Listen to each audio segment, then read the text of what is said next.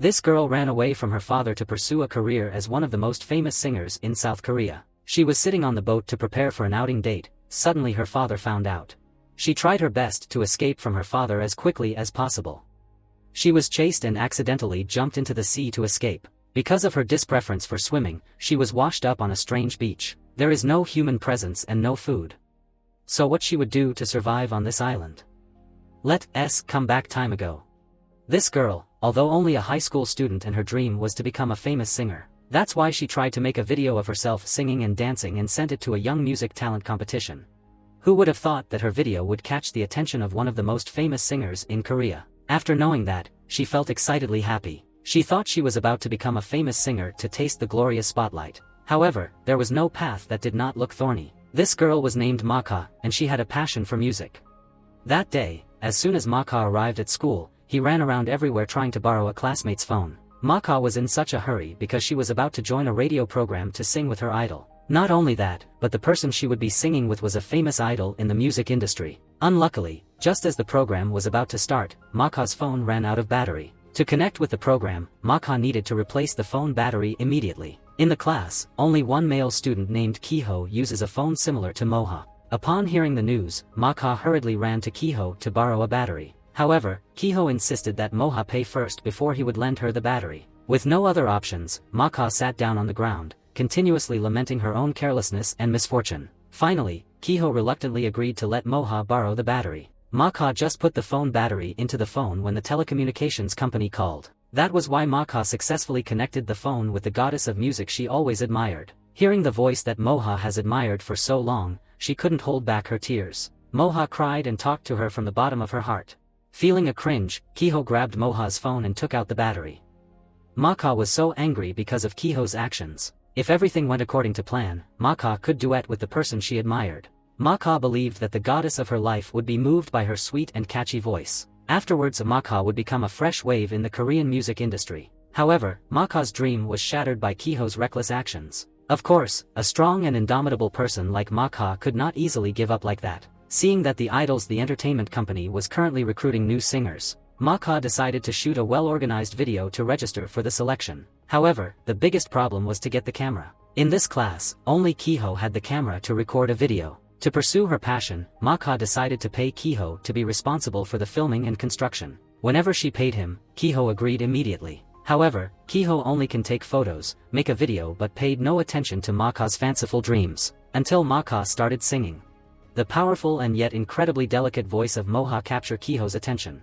Maka's voice was such like a heavenly sound that made Kiho fall deeply in love. After completing the video shoot, Kiho decided to edit it immediately overnight. The next morning, Kiho planned to hand over the finished one to Maka. However, on that day, Maka didn't arrive class, which made Kiho feel restless. After class, Kiho hurriedly rode his bike to Moha's house. Standing in front of the house, Kiho saw her and her father being questioned by the police. It turned out that Moha's father was a single father on his own. However, he always treated his only daughter poorly. After being brutally beaten by her father one too many times, Maka could no longer bear it and called the police. However, when the police arrived, Maka's father acted and pretended to know nothing. It turned out that one of the police officers present was Kiho's father.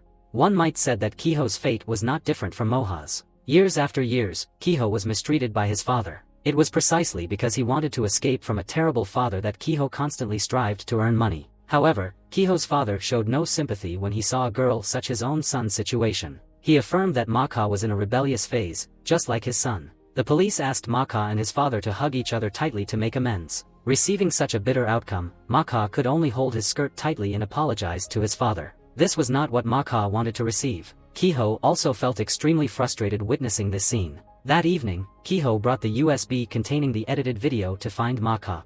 However, this time, Moha simply said thank you gently and did not accept the USB. At that moment, on the TV, Maka's idol was singing passionately. Maka hesitantly told Kiho that her idol also comes from this small island. She also wanted to leave this island and shine on stage like her idol. Maka's sayings made Kiho unforgettable. After returning home, Kiho secretly sent Maka's clip to the competition. Of course, he left his phone number. A few days later, the entertainment company's representative contacted Kiho. Maka's idol was the judge of this competition. Among countless candidates, Maka was the chosen candidate at a high price. However, when Kiho handed the phone to Maka, she lied and said that she no longer had a passion for singing. Hearing this, Kiho suddenly felt extremely anxious. Kiho knew that coming Seoul to meet idols and standing on the singing stage was Moha's dream. Who would have thought that Maka would say that she didn't want to emphasize this issue anymore? She knew she needed to grow up.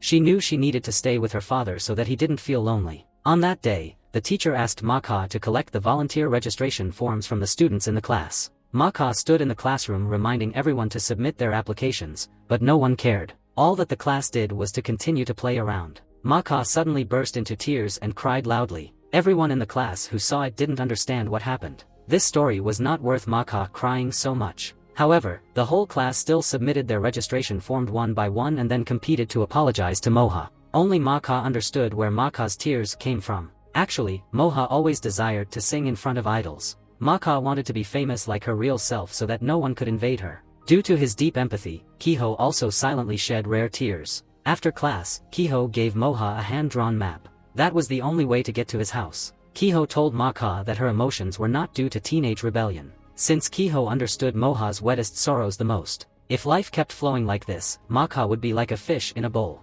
She would feel suffocated and extremely annoyed and irritated. Kiho told Maka that if her father still treated her badly, so she could follow this map to find him. Kiho promised to go to Seoul with Moha to turn her dreams into reality. That evening, Mr. Moha got really drunk. He stepped forward to the door wanting to ask Maka something. Because of fear, Maka followed the map to find Kiho's house. At this time, Kiho prepared everything and was just waiting for Moha to escape. Kiho helped Maka put on a raincoat and then put on shoes for her. Afterwards they ran away together to escape. After arriving, Kiho contacted the entertainment company to inform them that Maka would arrive on time for the appointment. They met each other at Seoul train station. They sat outside the dock until morning and still didn't see any ships. Kiho gave food to Maka and encouraged her. If she had full desire and passion for it, her dreams would become reality. Just stepping on the boat, Maka promised to become a famous singer to earn money for Kiho. They were thinking about the future. Kiho suddenly saw his father Maka. Kiho knew he couldn't leave this island with Maka. Because of Moha's dream of freedom, Kiho didn't tell her the truth. Kiho encouraged Maka to strive to become a famous singer like she always wished before. When setting foot in Seoul, Maka should forget everyone on this island, including herself. That was the only way that her father could not find her. Kiho stepped out of the boat and strained to prevent his father, Moka, from boarding the boat. At this time, Maka also opened Kiho's bag and left it. Inside, besides money, supplies, and food that have been prepared, there was also a notebook. Kiho planned to go to Seoul for himself and Moha. After reading the diary, Maka burst into tears. Finally, Maka finally understood the reason why Kiho helped me, because they were in the same situation. It's so unfortunate that life was always so cruel. Maka hasn't had time to cry all the tears her father chased after her to the cabin. Saw Father Maka hurriedly running fast to escape. But outside the ship was the vast sea, she could not escape herself. Her father chased after her all the way. In desperation, Maka chose to jump into the sea. Maka did not appear at the agreed location. The idol and the entertainment company representative had to leave in anger. When Kiho woke up from the hospital room, his classmates told him that Moha jumped into the sea to escape his father. A search operation was currently underway by the Coast Guard. But there was a lot of fog at sea, so they found it difficult to find people in this such weather. Looking out at the endless ocean, Kiho couldn't help bursting into tears. He broke the fish tank in front of Moha's house and released fishes to the sea. Kiho hoped that Maka and himself could be as free as these fish.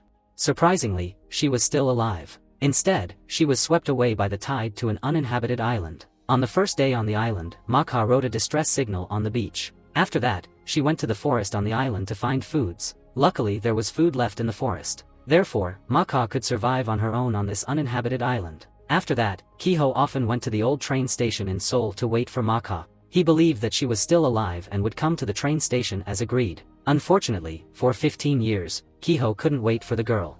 She felt curious to see this thing because she had never seen it before. This unmanned aircraft story must begin with a couple of brothers who owned a hair salon in a small neighborhood.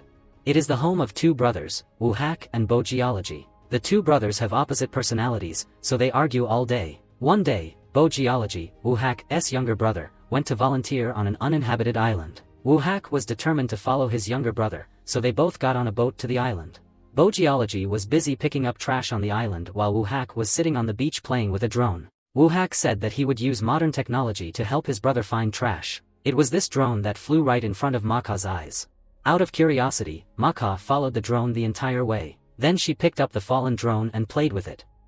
Seeing this, Woo-hak was very angry. Woo-hak hurriedly ran over and shouted loudly. She told the girl not to touch her drone.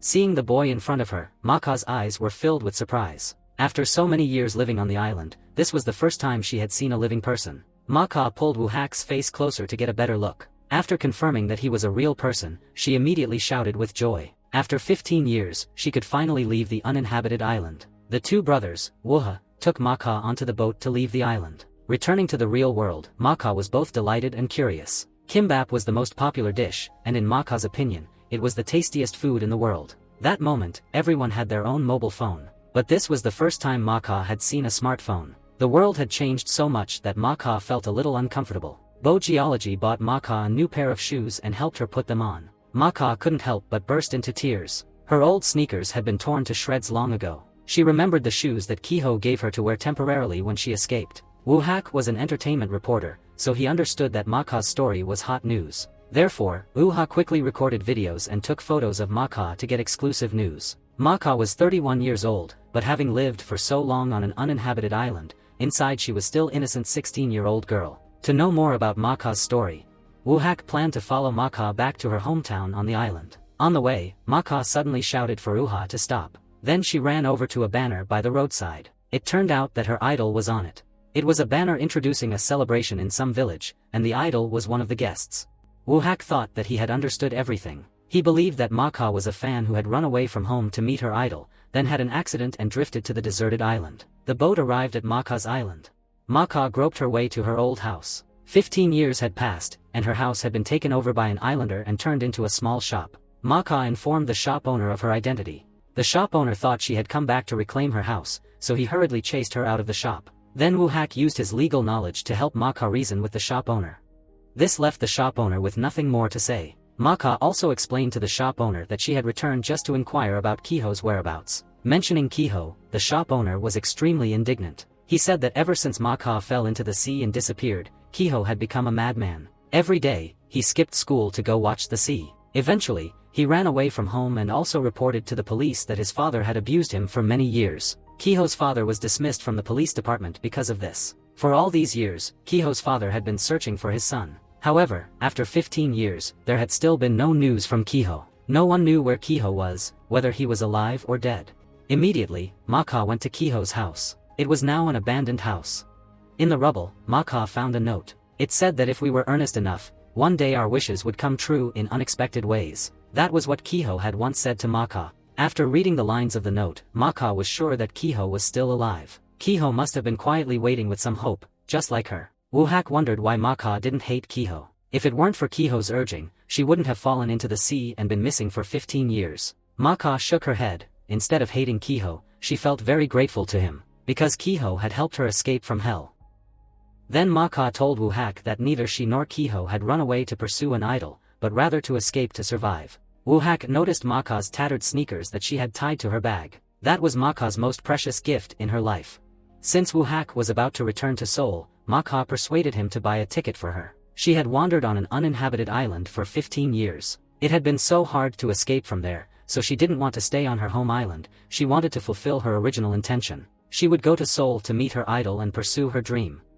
Otherwise, the past 15 years would have been meaningless. Maka's determination moved Woo-hak.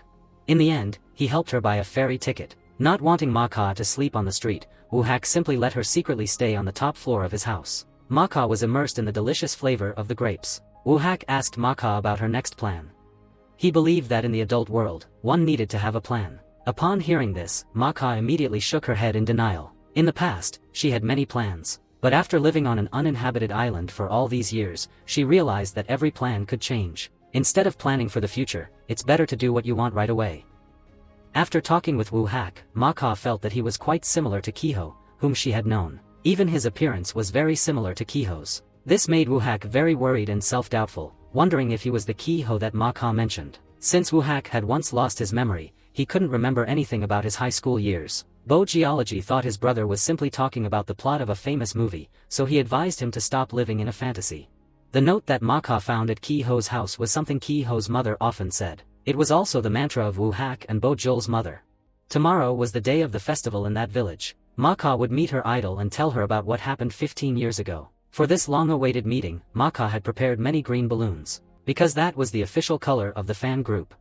Woohak couldn't help but remind Maka that her idol no longer shone as she once did. Even now, she was addicted to drugs and alcohol. However, Maka was still eagerly blowing up the balloons. In fact, as soon as she left the deserted island, she had looked into her idol and learned about those things. But she didn't care, because that was the idol who had always held a special place in her heart. Maka excitedly distributed balloons to those attending the celebration. She also instructed them to wave their hands vigorously when the idol appeared. Woohak was left speechless seeing that there were still people using balloons to cheer for their idol like Maka. But Maka still appeared innocent and pulled Woohak out of the car. She wanted him to help her distribute the remaining balloons. Maka's idol was called Ranju. Just as the media reported, Ranju is no longer as famous as she once was. The organizers hoped that Ranju would sing live, which made her worry that she wouldn't be able to perform. To avoid embarrassment, Ranju opened the gift box of alcohol and drank it as an excuse for being unable to sing. The representative quickly said that they would find a lip-sync replacement for Ranju. Maka accidentally overheard the representative's sayings. She volunteered to be the lip-sync performer for Ranju. Before going on stage, the representative instructed Ranju to turn off the mic and sing along to the words of the lip-sync performer. Ranju stepped onto the stage in a drunken state. She thought that she had been abandoned by the audience. However, Ranju was overwhelmed by a sea of green balloons in the audience. The seats were filled with excited cheers. At that moment, Ranju felt like she had returned to her golden days. The stage lights and the cheers enveloped her as if she were still the queen of pop from years past. Ranju looked back and saw Maka with 2 green balloons on her head, looking at her with excitement. At that moment, Maka's heart was overflowing with emotion. After 15 years of waiting, she finally met her dream idol. As the melody played, Maka gently nodded at Ranju. Ranju hesitated for a moment and then turned off the mic. Maka started to sing. At first, Ranju was hesitant, but then she gradually immersed herself in the song. They cooperated perfectly. After finishing the song, the stage lights turned on. The audience erupted in applause and cheers, causing Ranju to cry. Maka also believed that no matter what the future held, she would not regret her decision. Ranju hugged Maka tightly and cried like a child. Because this was the moment Maka had waited for all those years, it was incredibly meaningful. After that performance, the once outdated singer Ranju regained her title on the entertainment charts. Her fans were all talking among themselves that the diva of the music world had returned. Maka emotionally said that 15 years ago, she had sent Ranju a video of her singing. Now, Maka couldn't wait to see what her idol thought of her singing ability. Ranju honestly replied that she thought Maka was the best singer among all the participants. When Maka didn't show up for the meeting, Ranju was filled with regret. In her despair, she let the girl who had placed second at that time take Maka's place. Now, that girl had become the most famous singer. If Maka hadn't had the accident back then, the lead singer position would surely have been hers. Woohak felt sorry for Maka, and Kiho was the root cause of everything. Kiho should have stopped her father at all costs from getting on the boat, and the tragedy would not have happened. Maka angrily told Woohak that no one was to blame for her fate. That was her choice, so she was responsible for that. Woohak then persuaded Maka to go find Ranju. Let Ranju use all her strength to turn Maka into a superstar. After all, that is what Maka truly deserved. But Maka didn't want to cause trouble for her idol. Compared to what had happened to herself, Maka cared more about her idol's situation. At that moment, Ranju suddenly turned the car around. Currently, Ranju had no car to return to Seoul and no home to stay in. Therefore, Ranju wanted Woohak to take her along to live on the top floor with Maka. That night, Woohak accidentally let Bojul discover that Maka was in the room on the rooftop. Geology immediately went to the room on the rooftop. What he saw was Ranju and Maka singing and dancing together. Maka wasn't sure how to explain, but Bojan politely asked her and then left. Ranju greatly admired Maka. If it were Ranju stranded on a deserted island like Maka, she would be afraid that she would lose hope of surviving for long. Maka candidly said that she had actually thought about giving up on the world as well. It was during the 6th year on the deserted island that Maka had once jumped into the sea in despair. Suddenly, a cooler floated on the surface of the sea, catching her attention. Out of curiosity, Maka swam to the surface and retrieved the cooler. Inside the cooler was a pack of instant noodles that had expired. Maka cooked the instant noodles and ate them with great enthusiasm. This was the first time she had eaten instant noodles after 6 years living on the island. From that moment on, Maka decided to wait for the next cooler and was determined to live well. After that, no more coolers floated by. But Maka had learned to wait, and eventually, she was rescued. Hearing the 2 words hope, Ranju put on a sad expression. Ranju shared a secret with Ma Ka that no one else knew. Actually, Ranju had a throat condition. Although she had undergone surgery, her singing voice was never restored. As a result, she began to lose her performances because her live singing was very poor. Ranju believed that the rest of her life would be spent in darkness and monotony. The appearance of Ma Ka was like a cooler in Ranju's life.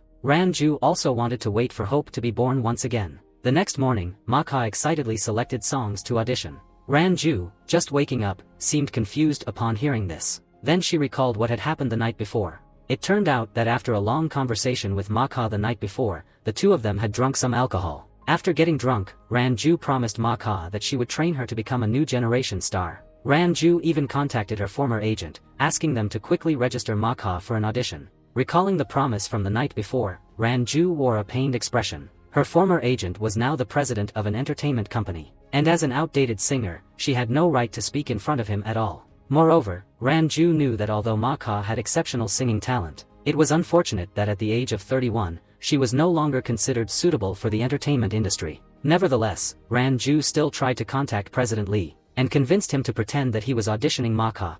Even if he didn't choose her, Ranju still hoped that he would help Ma Ka fulfill her dream of singing on stage. After some hesitation, President Lee finally agreed. Hearing this, Ranju was overjoyed. What she didn't know was that her conversation had been overheard by Ma Ka and Wu Hak, who were hiding in the stairwell. Ma Ka didn't blame Ranju. Instead, she felt sad for her idol. In her past, her idol was a goddess who didn't have to worry, be sorrowful, or concern herself with anything. But now, the idol had to whisper and plead for her. This made Ma Ka very sad. Knowing that the audition the next day might not succeed, Ranju still bought a cake to celebrate Ma Ka. Her idol was even kinder and more beautiful than she had imagined.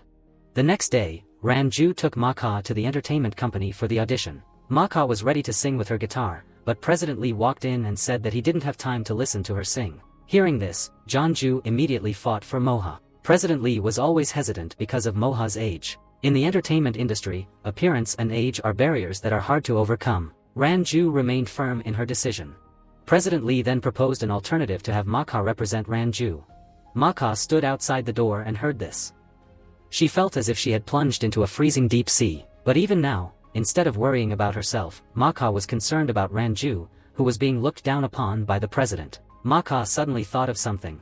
Last night, Ranju had mentioned that she had signed a contract with President Lee. As long as her album sold over 20 million copies, half of the shares of this entertainment company would belong to her. Thinking of this, Ma Ka happily ran in to affirm that she was ready to become Ranju's manager. Hearing this, President Lee appeared pleased. Ranju didn't understand why Ma Ka would want to give up the opportunity to become a singer. Ma Ka explained that she would not give up on her own dream. After that, Moha pulled the two brothers, Wu Hak and Bo Geology, home. The three of them calculated and realized that Ranju's album needed to sell just over 80,000 more copies to reach a total of 20 million.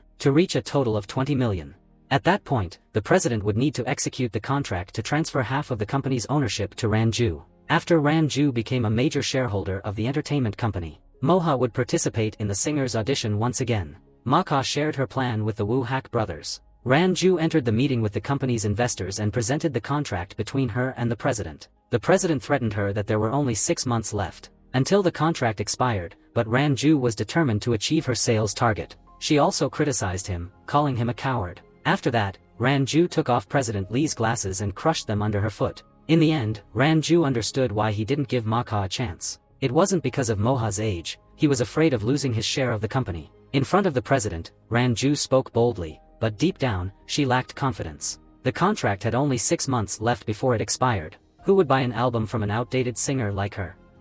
Little did she know, at that moment, Ma Ka brought great news. Since Bo Geology worked in an entertainment company, he was show's producer back to the top.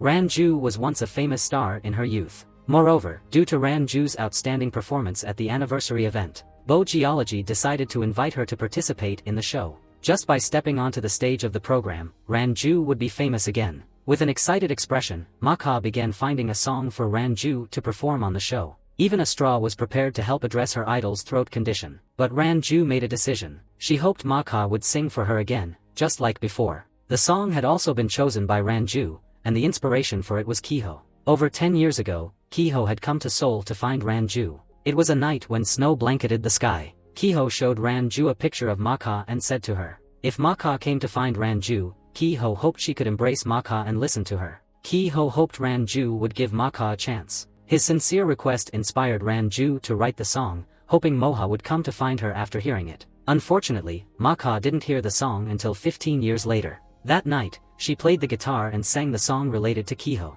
Her singing attracted the attention of the two brothers, Woo-hak and Bo-geology. Ma-ka became the representative of the outdated singer Ranju. With the help of the Woo-hak brothers, they accepted an invitation to participate in a singing show called Back to the Top. The main singer would perform songs from her golden era and compare them to her current voice. Meanwhile, Ma-ka was actively preparing with the show's team. As the producer of the show, Bo-geology was responsible for communicating with Ma-ka. However, Bo-geology was not like his warm-hearted brother, Woo-hak. Bo-geology didn't like to talk and had a cold personality. After finishing preparations, Bo-geology asked Ma-ka to buy a mobile phone and get her driver's license. Otherwise, it would be very inconvenient for the production team to contact her. After hearing this, Moha was speechless. She felt that this guy was too blunt. Then, Bo-geology asked Moha to register for an email address. Hearing this, Woo-hak ran over to say a few words to his younger brother. He had to understand how difficult it was to set up an email account. It required verifying her real name and checking if the username was already taken. The password had to be at least 8 characters long, including uppercase letters and special characters. For Ma-ka, who had lived on a deserted island for 15 years, this would be very challenging. When Woo-hak came home from work, he saw Ma-ka doing housework in the family hair salon. Earlier, Ma-ka had applied for a job and was accepted by his mother. Otherwise, she wouldn't have had the money to buy a mobile phone. Woo-hak brought seaweed rice rolls to eat together with Ma-ka. While eating, Ma-ka talked about Ki-ho. She wondered why Ki-ho hadn't contacted her until now. Ma-ka couldn't help but worry that Ki-ho might no longer be alive. Woo-hak comforted Ma-ka, saying he believed there could be other possibilities. When he was in middle school, Woo-hak had an accident that caused brain damage. After the surgery, he woke up and lost all his memories from before high school. At that time, he didn't even recognize his mother and father. Ki-ho could be in a similar situation as Woo-hak. He must have wanted to find Ma-ka, but he had lost his memory. Ma-ka thought it was impossible. However, Woo-hak's words still gave her the motivation to keep waiting. Woo-hak hated eating alone, so Ma-ka told him to call her whenever he had to eat by himself. No matter what, she would come eat with him because she knew the feeling of eating alone better than anyone. After 15 years on a deserted island, to make her meals less boring, Ma-ka had to come up with various tricks. Sometimes, Ma-ka had to pretend that someone was eating with her on the other side. Occasionally, she even invited the sea to join her for a meal. A few days later, the show began as planned. Ma-ka and Ranju encouraged each other, saying that today would be a perfect turning point. The stage was set up extravagantly. Ranju was amazed to see so many snacks and special drinks prepared right on the stage premises. Not only that, but Ranju's performance outfit was made from the latest fashion pieces. Even the stylist was among the best in the country. The assistant explained that these items were personally funded by President Lee for her. Before the show started, Woo-hak revealed something to his younger brother, Bo-geology. At the anniversary in that village, it was said that Ranju caught a cold and lost her voice. His brother's words made Bo-geology think of something. Bo-geology hurried onto the stage and saw Ranju only checking the mic, not rehearsing. He recalled Ranju's past performances and Ma-ka's voice. At that moment, Bo-geology figured out the key issue. Ma-ka had secretly hidden the mic. Just then, Ranju's assistant walked in and asked Ma-ka if she would continue to sing for Ranju this time. Hearing that, Ma-ka immediately denied it. She thought the fewer people who knew about this, the better. The assistant wanted to ask further, but fortunately, Bo-geology arrived just in time. The show officially began, and Ma-ka hid behind the stage. While everyone was distracted, she exchanged the mic with Ranju. Ranju worriedly found a way to defeat her 15-year-old self, Ma-ka, at all costs. Only then could their dreams become a reality. According to the show's rules, the left screen played a song that Ranju had sung 15 years ago. Next, the right screen would display the live vocals of Ranju in the present. For their own dreams, Ma-ka did her best to sing for Ranju from behind the stage. After the song, the audience voted. If the right screen received more votes, it would show that Ranju's live singing had improved since 15 years ago. Finally, the right screen won overwhelmingly, meaning Ranju had triumphed. Ma-ka was overjoyed. She watched Ranju go to the stage, then she continued singing for Ranju from behind. The audience cheered for Ranju, giving her a significant lead in the votes. This successfully ushered in the second golden era. At the end of the show, as promised to Ma-ka, Ranju stood in front of the audience and spoke on her behalf, saying that she was waiting for a friend. That was Ma-ka's hope in finding Ki-ho. After stepping off the stage, Ranju asked Ma-ka to go to the restroom. It was said that only there could you hear the most honest evaluations. Indeed, Ma Ka overheard the production team discussing Ran Ju's performance. Everyone praised her. They said that Ran Ju sang beautifully, which made her very happy. At that moment, Wu Hak sent a congratulatory message to Ma Ka. A few hours earlier, Wu Hak didn't hesitate to set aside his news photography work to follow the show. What Ma Ka was concerned about was whether Ki-ho watched the show or not. After hesitating for a long moment, Wu Hak replied that Ki-ho must have watched it. Ma Ka came to the stage. She imagined that it wasn't Ran Ju stepping out to sing, but Ma Ka herself under the stage lights. Ma Ka sang with a heartfelt voice, hoping to touch Ki-ho through her voice. She wanted to find the boy who had encouraged her to pursue her dreams. Her imagination was interrupted by Bo Geology's voice from behind. Bo Geology informed Ma Ka about letting Ran Ju know about the next live broadcast, so she should follow the script. When Ran Ju mentioned looking for that friend, it wasn't in the script. Ma Ka tried to explain the situation, but Bo Geology remained indifferent. In his opinion, 15 years was enough time to change a person. Perhaps Ki-ho had become a bad person. Ma Ka didn't believe that. Bo Yeol didn't know Ki-ho, but she knew a lot about him. She didn't allow anyone to judge her friends as they wished. The next day, Ran Ju received a phone call. Thanks to her participation, the program achieved a very high ranking. Moreover, even Ran Ju's earrings have sold out. Entertainment News even praised Ran Ju as the queen's back. Ma Ka was happy for Ran Ju. Ran Ju couldn't help but cry tears of joy. It's unfortunate that Ran Ju was happy too early. That night, Ran Ju went to meet President Lee to ask why he was taking such good care of her. President Lee said seriously that she felt guilty towards her. Hearing these words, Ran Ju wanted to kiss her ex-representative, but he stopped her. He revealed a harsh truth to her. He told her that the business department had collected all her albums, both online and on physical discs. From now on, no one would be able to buy her albums anymore. Ran Ju wanted to achieve her goal of selling 20 million albums within 6 months, and that was why it could not happen. At the same time, Wu Hak received a bunch of flowers, but the card stated that he wanted to meet Ma Ka at the agreed location. Moreover, the signature was from Ki-ho. Wu Hak quickly told Ma Ka the news. After seeing the card, Ma Ka squatted on the ground and cried uncontrollably. Ki-ho finally heard her voice of singing. That night, Ma Ka hurried to the station. On the other side, Wu Hak was working when he suddenly had a headache. The image of a man bullying him kept flashing in his mind. The man also kept shouting Ki-ho's name. The chaotic images caused Wu Hak to faint. When he woke up and looked at himself, Wu Hak felt confused. Who was the man in his mind, and who was he? Wu Hak felt utterly bewildered. He remembered flowers that Ma Ka received, and the eccentric man he had met the day before. Wu Hak was stunned and hurriedly drove off to find Ma Ka. However, Ma Ka did not answer his calls. Outside the station, Ma Ka stood waiting for Ki-ho, filled with overwhelming excitement. However, when she turned around, Ma Ka couldn't see the guy she wanted to meet. Instead, there was a middle-aged man. Ma Ka recognized that the man was Ki-ho's father. Seeing Ki-ho's father approach her, Ma Ka hurriedly ran away. At that moment, a mysterious man in a coat and hat grabbed Ma Ka's hand and pulled her away to escape from Ki-ho's father. Ma Ka asked the person in front of her if he was Ki-ho. Little did she know that when the mysterious man turned around and removed his hat, it was Bo Yeol. At that moment, Bo Yeol looked somewhat angry. Ma Ka's finding for someone on the show would be easily harassed by others. Ma Ka's eyes were filled with sadness. For her, as long as she could find Ki-ho, she would believe in any clue. Then, Ma Ka squatted on the ground and cried uncontrollably. Bo Yeol draped her coat over Ma Ka and told her that Ki-ho was doing well. Ma Ka eagerly asked Bo Yeol if he knew Ki-ho. Bo Yeol's tone turned cold as he said he didn't know him. But Bo Yeol still consoled Ma Ka, saying that Ki-ho's father being there proved that Ki-ho hadn't been caught. Hearing that, Ma Ka felt somewhat uneasy. Even then, she didn't know if Ki-ho was hiding or had already disappeared. But Bo Yeol reassured Ma Ka that Ki-ho was living well and doing fine. Ma Ka didn't understand how Bo Yeol knew that, but he refused to say more. Sitting in the taxi, Ma Ka asked Bo Yeol why he had to help her.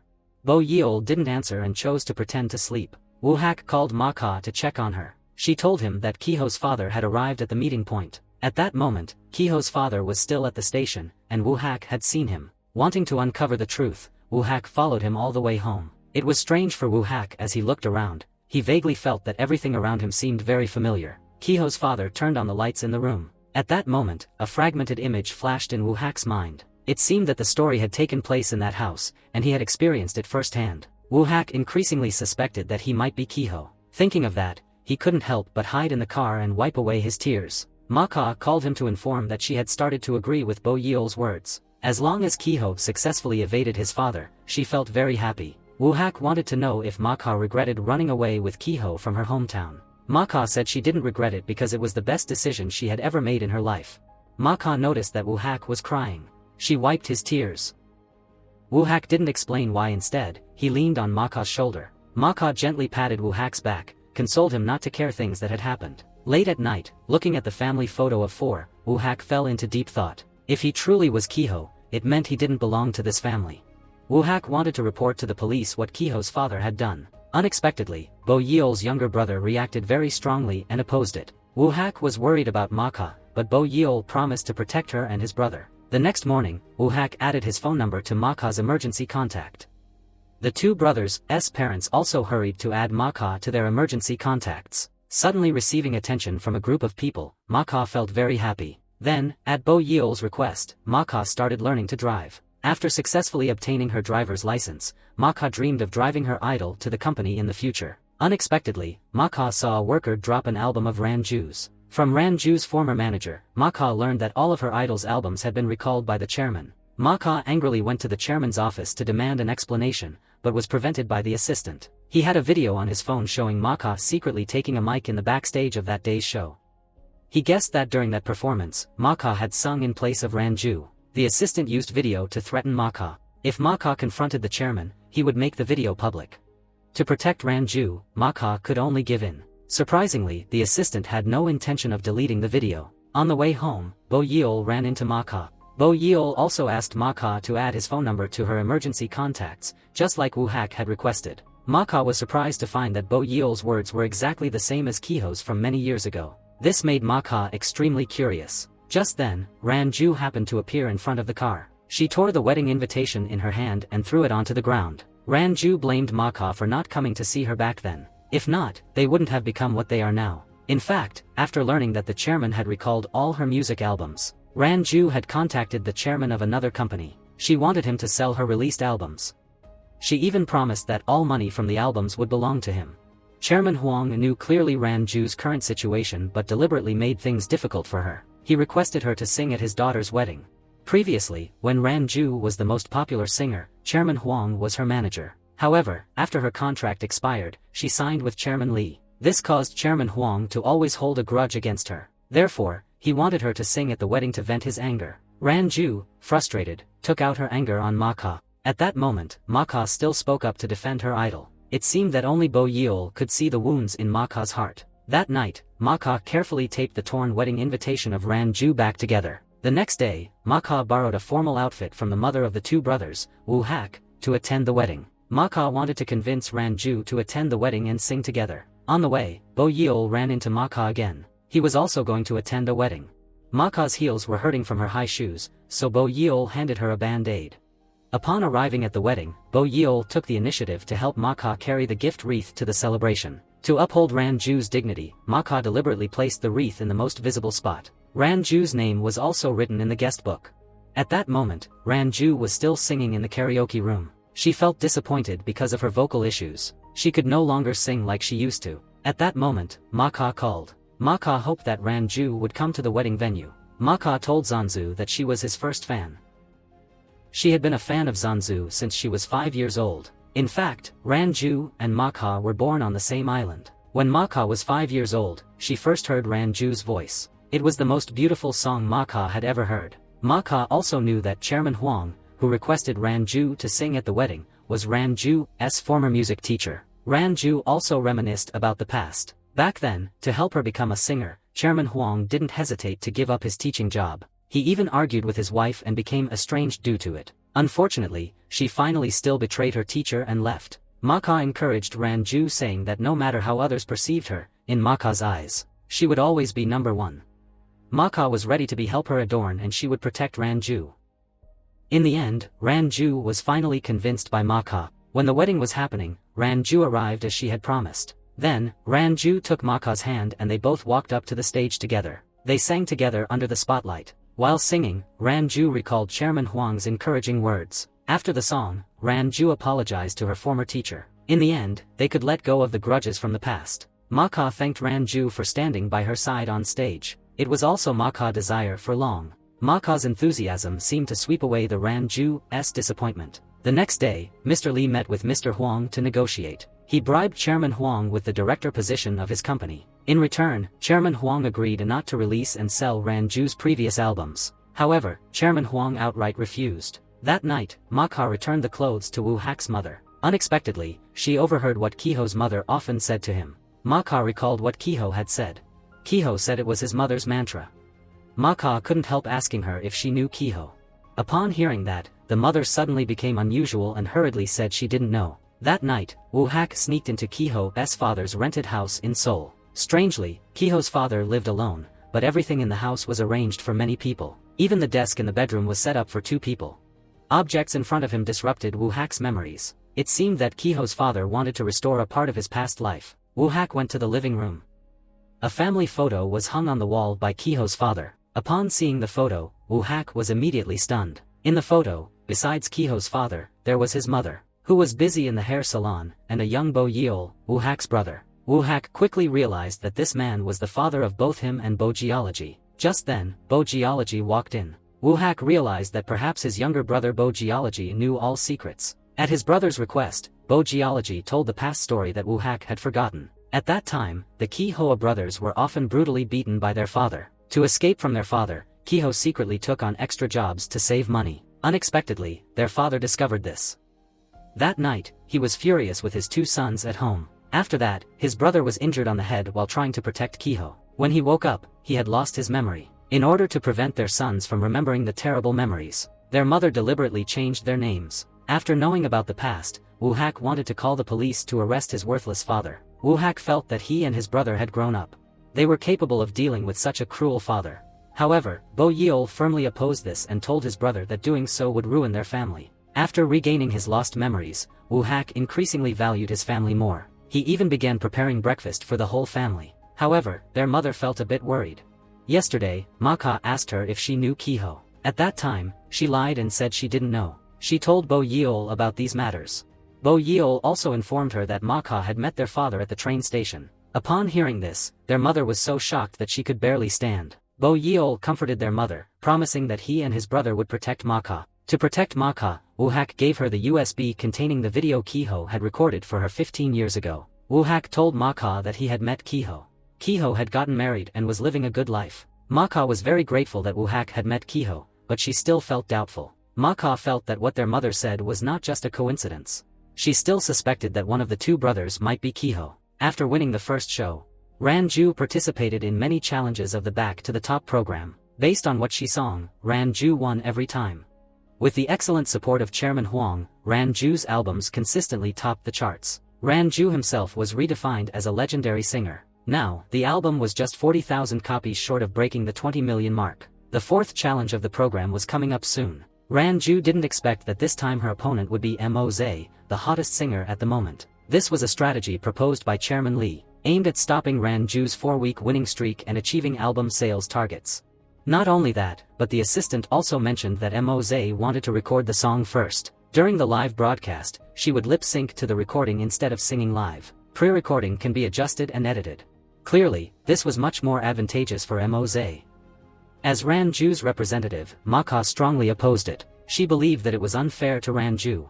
The assistant used a mobile phone containing a Ma Ka's stolen video to threaten her. For Ran Ju's reputation, Ma Ka could only swallow her anger. After the meeting, Ma Ka kicked the trash can angrily. Bo Yeol stepped over and gave her a handkerchief. Ma Ka returned the handkerchief to Bo Yeol, saying it didn't matter whether he ignored her or comforted her. That night, their mother suddenly brought in a pile of hairdressing books. She tried to convince Ma Ka to give up her dream of becoming a singer and instead become a hairdresser. Ma Ka was a bit surprised because her mother had always supported her dream before. Bo Yeol understood Ma Ka's feelings, so he told her not to pay attention to their mother's words. Ma Ka suddenly told Bo Yeol that she could now be certain he was not Kehoe. In Ma Ka's opinion, Kehoe's eyes were very determined and unwavering, while Bo Yeol's were the opposite. Ma Ka often found it difficult to understand Bo Yeol's thoughts. Sometimes she felt as if he was on her side.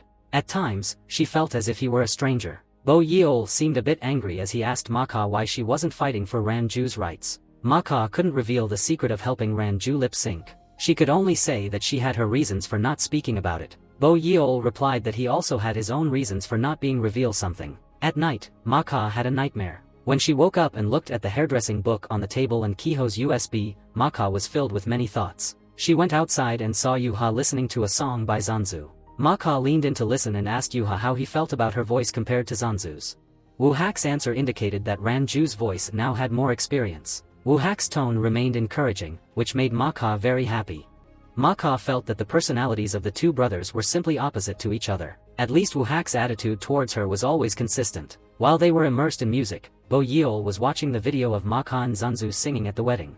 As the show was about to begin, Ranju meditated to try to escape the fear of her opponent. A few days earlier, Zanzu had gone for a throat examination. Although she had recovered from surgery, she still found it a bit strenuous to hit the high notes when she sang. Ranju noticed MOJ's advertisements appearing all over the streets. Seeing that, Ranju couldn't help but reminisce about the past. As Ranju's time was running out, the company had invested a lot of money in the album of MOZ, a new singer at that time, but that was a large-scale investment.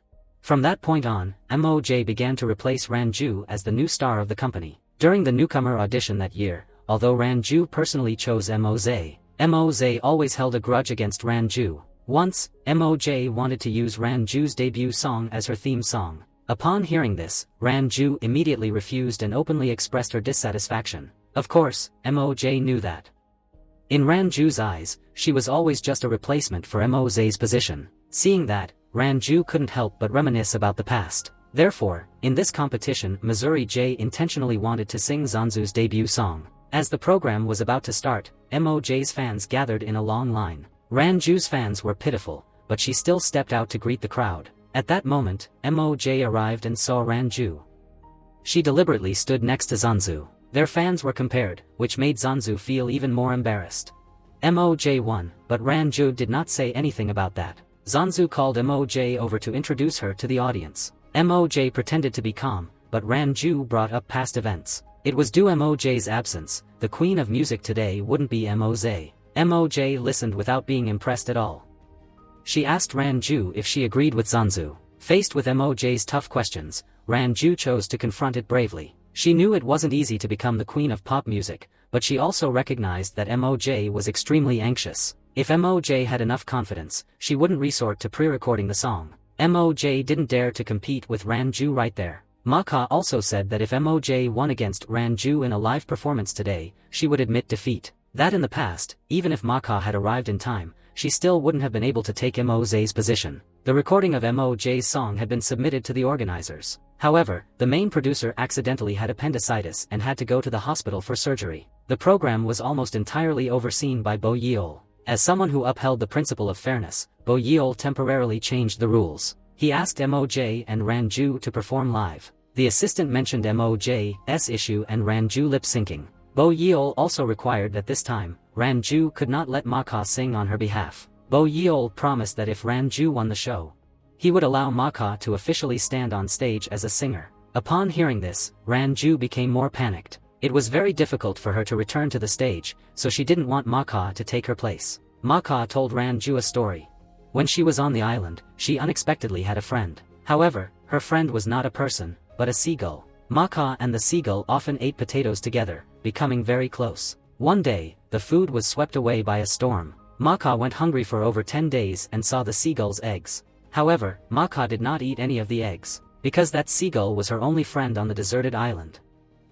She said as a promise to Ranju, even if she were to die of hunger, she would not take away the stage that belonged to Ranju. On the other side, MOZ was also extremely panicked. If she lost on stage, it would be no different from rolling out the red carpet for Maka's debut. Chairman Lee encouraged MOZ, assuring her that he would not let that happen. After that, MOZ and Maka both entered the dressing room to get ready. The next match was surely interesting. Maka recalled Bo Yeol's sayings. If Maka became a public figure, these two brothers' father would definitely follow Maka to find them. At that time, their happy family would be ruined. To protect the family, Woohak called Maka. Maka finished getting dressed and walked down the hallway, leaving Woohak stunned. The woman in front of him was so attractive. Before Woohak could say anything, the staff rushed over to call Maka for the rehearsal. Woohak could only swallow the words he had meant to say. The staff told Maka that Bo Yeol often goes to deserted islands. This club was established by Bo Yeol when he was still in college. Since its establishment, Bo Yeol has never missed any volunteer activities. This suddenly made Maka think of something.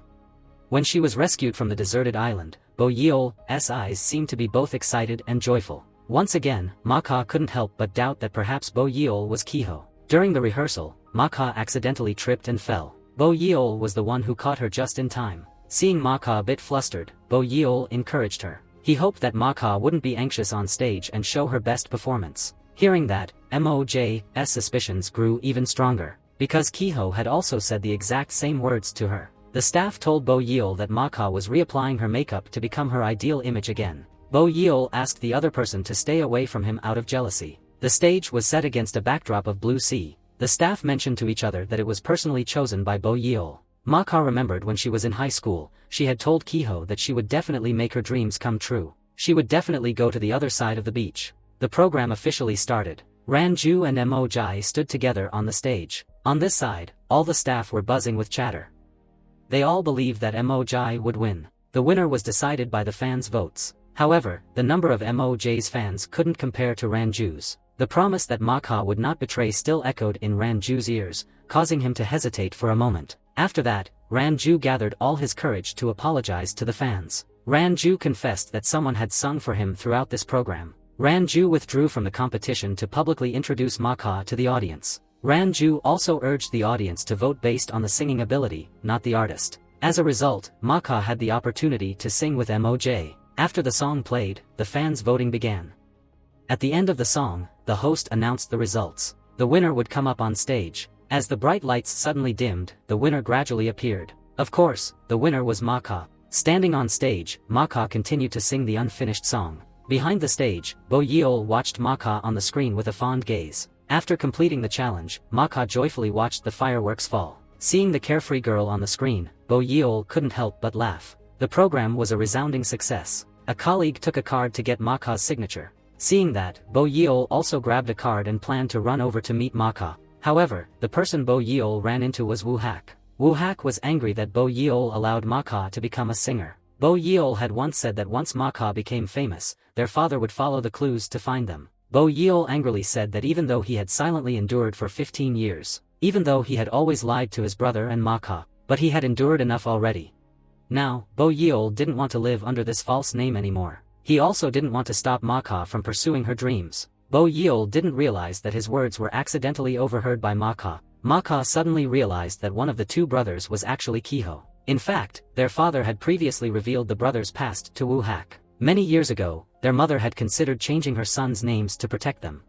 However, if her husband submitted the application for residency, he would discover the new names of their sons. The current husband of the brother's mother was once a civil servant. At that time, a family under his jurisdiction suddenly vanished. Coincidentally, that family also had 4 members, including a couple and 2 sons the same age as the Uha brothers. Their adoptive father borrowed the name of that family to change mother and the 2 brothers' name. Their father also revealed to Woo Hak that his original name was Cheho and Bo Yeol's original name was Kiho. In fact, after Woo Hak brought Maka home, Bo Yeol had pleaded with his parents to let Maka stay on the rooftop of the house. Their mother agreed because ever since Maka appeared, Bo Yeol had finally started to smile happily. At that moment, Maka felt so worried. She walked to the window and saw the biological father of the 2 brothers standing downstairs. Just as the brothers had predicted, after seeing Maka sing on stage, their father had come here to follow the clues to find his sons. Bo Yeol called, but Maka hurriedly turned off her phone. She even secretly met the father of the 2 brothers and claimed that she had never seen Kiho.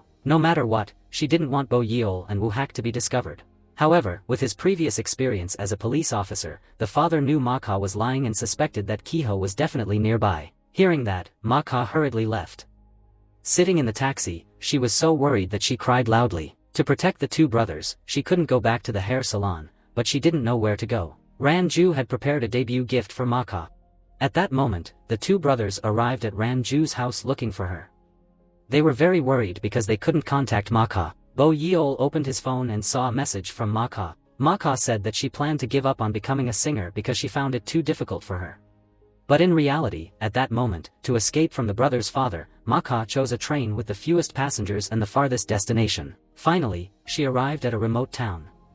Its appearance reminded Maka of the deserted island where she used to stay. Maka believed that Kiho's father would surely not be able to find this place. Maka went to a restaurant to have a meal. The owner recognized her and asked for her signature. Maka cried, saying that she had actually eaten the seagull's eggs. Maka blamed himself, feeling that he stole the opportunity that belonged to Ranju. Unexpectedly, Bo Yeol showed up at the restaurant. It turned out that since Ma Ka appeared on television, she was famous. So wherever she went, there were people secretly taking photos.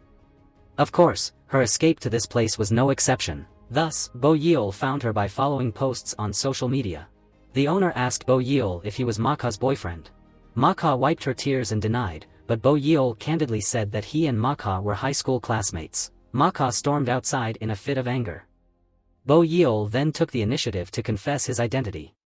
In fact, he was Kiho. Ma Ka had suspected that, but to protect Kiho, she preferred to let Bo Yeol take the blame in front of everyone. Moreover, she felt that Kiho preferred being Bo Yeol as well. Bo Yeol's tone was very determined. It had been like that before, but every day Ma Ka was found on the deserted island, he wished he were Kiho. Finally, Bo Yeol was able to cast aside his feigned indifference. In fact, he wanted to be the first to find Ma Ka and then thank her.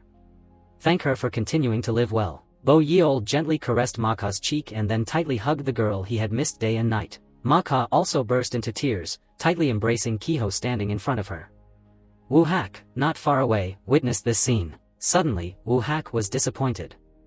Bo Yeol and Woo Hak found Ma Ka all this time. On the way, Woo Hak asked his brother what had happened to him while he was unconscious. Through what Bo Yeol told, the past fragments in Woo Hak's mind gradually began to piece together. Many years ago, to protect his brother, Woo Hak was severely injured by their father in the countryside. During the time he was hospitalized, their father was assigned to work on the island. Since no large hospital on the island, he decided to leave his wife and injured eldest son, and take his youngest son, Kiho, to live on the island. On the day of departure, their mother secretly slipped some money to Kiho. She told him to escape in the spring and come to the city to find her. Their mother also said that she would change the names and surnames of the entire family. After that, she went to a remote place where her husband couldn't find her. Due to the escape plan's failure with Ma Ka, Kiho could only follow his mother's words in the summer. He found his mother's current address in the mailbox and set off to find her. Finally, Kiho was reunited with his loved ones. At that moment, his older brother became conscious and lost his memory. Their mother found a gentle adoptive father for her two sons. To create beautiful memories for his brother, their mother and Kiho chose to hide the past. Having escaped from their cruel father, the family was very happy afterwards. However, Bo Yeol still felt guilty towards Ma Ka. He always wished for Ma Ka to experience the joy of a happy family. So for 15 long years, Kiho always waited for Ma Ka. Bo Yeol believed that Ma Ka must have hidden to protect the two brothers. When they arrived in the town, they split up to find her. Woo Hak said that if he found Ma Ka, he would persuade her to give up being a singer. He would also persuade her to hide further away for the sake of the family. However, when faced with Ma Ka, Woo Hak found himself unable to express any of the words he wanted to say. Indeed, Ma Ka had done this for the two brothers. Woo Hak didn't want to reveal the truth that would hurt Ma Ka. Bo Yeol told Ma Ka that if she wanted to help them, she should become even more famous. Become a singer whose autograph is sought after and who has internationally famous songs. Only then would she have the ability to protect others. Then Bo Yeol handed a card to Ma Ka for her to sign her name on it. They got into the car, but instead of going home, they decided to drive to the place the family often visited on weekends. Bo Yeol said that Ma Ka should also experience the feeling of sharing happiness with a family. Bo Yeol also called his parents to come to the campsite. The whole family happily prepared the tents and food. Bo Yeol and Ma Ka hung twinkling lights in the trees. Seeing his brother happily with Ma Ka, Woo Hak felt quite empty. While washing the dishes, Woo Hak particularly reminded Ma Ka that the names Che Ho and Kai Ho no longer existed. Now, it was just Woo Hak and Bo Yeol. Woo Hak also wanted to know what the relationship between Bo Yeol and Ma Ka was. When they were in high school, did the two of them like each other? Did think they still liked each other now? Once again, Ma Ka wanted to deny it, but Bo Yeol admitted that his feelings for Ma Ka were still there. Unless he was crazy, he wouldn't go looking for someone he doesn't care about. Hearing Bo Yeol's words, Ma Ka's face suddenly flushed. At night, Ma Ka played the piano and sings for Bo Yeol's family. It was the song she sang during her audition 15 years ago. Bo Yeol, though that Ma Ka in front of him seemed to still be the innocent, naive girl from 15 years ago, she always held his heart. Returning home, Bo Yeol gently traced Ma Ka's signature on his hand. On it, it said, "Thank you to my #1 fan." His parents seemed quite worried when Woo Hak fell in love Ma Ka. They thought that he developed feelings for her, but Woo Hak explains that he is just being friendly as a friend. When Woo Hak thought he was a true outsider, he almost developed feelings for Ma Ka. Now, after learning the truth, Woo Hak only saw Ma Ka as his younger brother's friend. He ensured that he won't fight with his younger brother over a girl. Since Bo Yeol wasn't home, Woo Hak took Moha to find Ranju. On the way, he also bought a cake for Ma Ka. Ma Ka thanked Woo Hak, leaving him momentarily stunned. After that, Ma Ka went to see Chairman Huang. Upon meeting her, he brought her some good news. Ranju's album was about to reach its sales target of 20 million copies. Not only that, since Ma Ka's last show, many companies wanted to meet and sign contracts with her. Chairman Huang was also one of them. But the person Ma Ka was thinking about in her heart is Ranju. Ranju left a gift for Moha before he departed. Ma Ka knew that Ranju must be angry due to her own decision to give up. She immediately found Ranju. On the other hand, Mr. Lee wanted to meet Ma Ka. As a businessman, he saw Moha's potential and planned to sign a contract with her. However, Ma Ka refused afterwards. For her, the most important thing right now was the goal of selling 20 million copies of Ranju's album. Even though she wanted to become a singer and release an album, Ma Ka would also wait for Ranju to achieve his goals before pursuing her own. Moj reminded Ma Ka that sooner or later, she would betray Ranju just like he did. Relationships often changed when circumstances changed. However, Ma Ka didn't see it that way. She felt that the situation didn't change, it was just the people who change. So, she would never betray Ranju. At that moment, Ranju was sitting in the nursing home, complaining to his mother. In fact, she knew that Ma Ka was having a hard time leaving, but she couldn't believe that Moha would leave like that. She trusted unconditionally, and Moha even bet her life on it. But Moha said that she would give up singing. This made Ranju feel disappointed. Ranju turned on his phone. In the messages, there were many invitations from various companies for Ma Ka. Each producer tried to reach out to Ma Ka through Ranju. As an experienced person, Zanzu was not hesitant to mentor Moha. But now, she didn't know if Ma Ka could easily give up her dreams. At this moment, the radio station replayed the recording of Ma Ka and Ranju's first radio conversation. Hearing Ma Ka's youthful voice from years ago, Woo Hak tried hard to suppress his laughter. Ma Ka borrowed Woo Hak's mobile phone to call Ranju. This time, she finally managed to get in touch. But to Moha's surprise, the person she came to see was actually an elderly woman claiming to be Ranju. The elderly woman's phone rang, and the caller was Ranju. Moha took the elderly woman's phone and realized that she was Ranju's mother. She suffered from Alzheimer's disease, so she always thought she was Zanzu's daughter. Ma Ka let the elderly woman sleep in the room and waited for Ranju to arrive. Hearing the news from his mother, Ranju rushed over. Ma Ka apologized to her and promised that she would never run away again. Ranju told in a detached tone, saying that nothing is impossible. If Ma Ka encountered difficulties again, she would continue to run away. Ranju no longer wanted to be forced to bet his life on Moha again. So Ranju called Chairman Lee to change the contract. Now, Ranju no longer cared about the album sales goal, she wanted to end everything. Seeing Ranju, who was disappointed in himself, made Ma Ka feel extremely anxious. Bo Yeol was also facing a difficult dilemma. That night, Bo Yeol had another nightmare. He dreamed that his father found their family based on a family photo. To protect the family, his adoptive father hid all the family photos, but Bo Yeol still felt anxious. Out of fear, Bo Yeol decided to go to the island where he used to live with his father. As expected, the restaurant owner on the island immediately informed his father about his return. But Bo Yeol did not expect that his father had seen through his plan. Bo Yeol intentionally returned to the island to divert his father's attention. Hearing this, his father asked the owner to convey his message to Bo Yeol. Don't come to the island anymore, as he will soon find Bo Yeol soon. Bo Yeol searched the internet for cases of harm and mustered all his courage to confront his father. That night, Bo Yeol took the initiative to confess that he was Kiho. Seeing his son after many years, the father was filled with emotion. But he suddenly snatched his son's mobile phone. It turned out that the phone was recording. Bo Yeol planned to record evidence showing that his father was bullying him. Bo Yeol pulled out the recording device that he had hidden on himself. This was a recording of all his father's actions.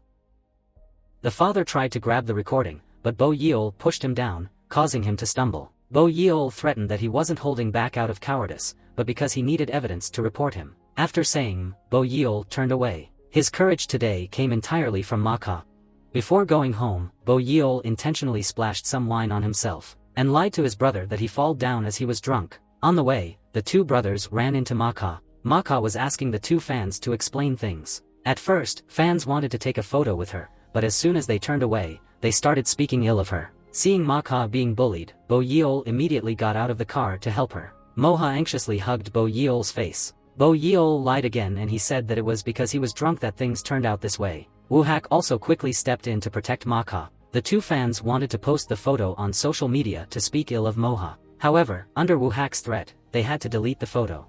After returning home, Moha prepared to use medicine to Bo Yeol. Wu Hak saw through Bo Yeol's so-called drunken lie in an instant.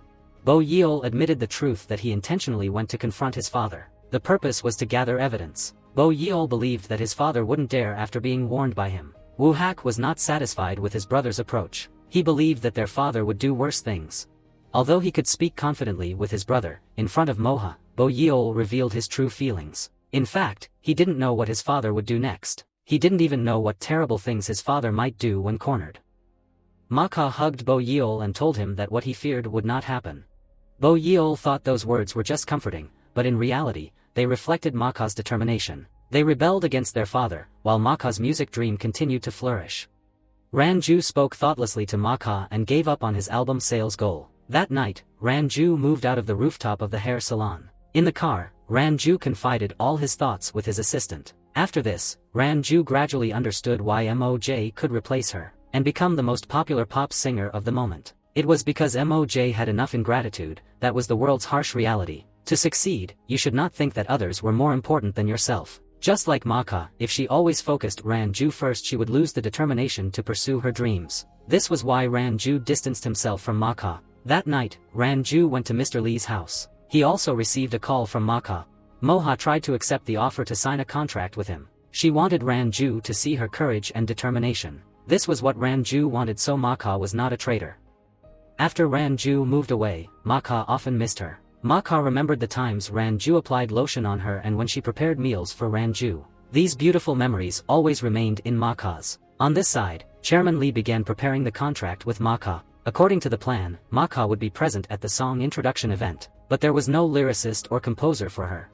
Instead, they choose a song directly from the company's music library. The staff knew that the songs in the company's music library were all not good, so no singer wanted to perform them, but Maka did not doubt that. She thought that Chairman Lee had given her a treasure. She wanted to listen to all the songs in the music library before deciding which one to sing. After listening to everything, Maka liked a song. The name of the lyricist and composer was Nuok Dong. Maka immediately contacted this person. She hoped that they would let her sing this song, but Nuok Dong refused her. He even said that he knew and really disliked Maka, which left her very confused. After arriving at the company, the assistant accompanied Maka and told her about the interns who were endlessly clinging to unrealistic hopes without any way out. In his words, there was a hint of mockery. She recommends that if the talent was not outstanding, one should give up early. Maka disagreed with what the assistant said. The assistant angrily said that was why he disliked her. Looking at her, it was really hard to like that fake aunt. Maka discovered that the assistant was actually Nuok Dong. Moreover, the assistant was also a man with a sad story. Many years ago, the assistant was originally a fast-paced broadcaster. Due to his passionate love for music, he wrote many songs. After the chance meeting with Ranju, he gave her the song he composed. He hoped she could spare a bit of her precious time to listen to the music, even just once. The failure's accident cannot prevent a Mohak to dream about something. She listened and revised the assistant's songs. She tried her best to polish the song. Maka published the revised version to the assistant. The assistant shouted at her and told Maka to give up as soon as possible. Maka firmly insisted that if she wanted to give up, she wouldn't have spent 15 years alone on a deserted island. The assistant asked Maka what she would do if, in 10 years, she still hadn't achieved her dream. Wouldn't she regret it? Maka smiled and said that perhaps she would regret it, but at least she had 10 years to do what she wanted. Maka felt that this sacrifice was worth it. Maka's simple yet sincere philosophy of life moved the assistant. In the end, he agreed to take back his song for Maka. After seeing the revised lyrics of the song from Maka, the assistant suddenly felt regretful. If he did not give up soon, everything could change. Bo Yeol saw Maka's efforts, so he hid her to find Ranju. First, he revealed the truth that he was Kiho. After that, Bo Yeol asked Ranju to revise the unusual lyrics of Maka's song. Ranju didn't refuse, but Bo Yeol couldn't say that Ranju had made the changes by himself. Previously, she had failed to persuade the assistant to persevere until the end. But now, she was determined to make Maka strive for her dream. After Ranju revised the song to near perfection, the debut event was finally approaching. Seeing Maka sing confidently on stage, the assistant couldn't help but shed tears from the stands. Finally, he realized that it wasn't that he hated Maka, rather, he was afraid to confront his own cowardly retreating self. After the debut, Maka sent Wu Hak a video titled "Please Give Me a Like." Wu Hak intended to reply but thought of mutual relationship between his brother and Maka. He put his phone away. That day, Wu Hak wanted to have a meal with Maka, so he brought the food up to the rooftop. But he saw Bo Yeol having breakfast with Maka. That moment made him feel very disappointed. Wu Hak was in charge of the news about the car accident. The person who was in the car accident was a high school classmate of Bo Yeol and Ma Ka. The wife of that person suspected that the car accident was caused by someone, so she was determined to uncover the truth. They discovered that the last place the person went before the accident was the building where Wu Hak's father worked. Wu Hak suspected that the car accident was related to his father. He thought about looking for the dashcam footage. He had followed his father on the day of the accident, so his camera might have recorded something. The editor helped Wu Hak find someone to recover the deleted images that had expired. Wu Hak's camera had indeed captured footage of his father curiously standing in front of the accident victim's car. Wu Hak hurriedly reported to the police. However, the case needed to be transferred to the criminal department. That's why his father couldn't be arrested immediately. Additionally, Wu Hak accidentally found that his adoptive father had lied about taking flower arrangement classes at the learning center. In reality, the flower baskets he brought home were all store-bought flowers. Moreover, that was not all.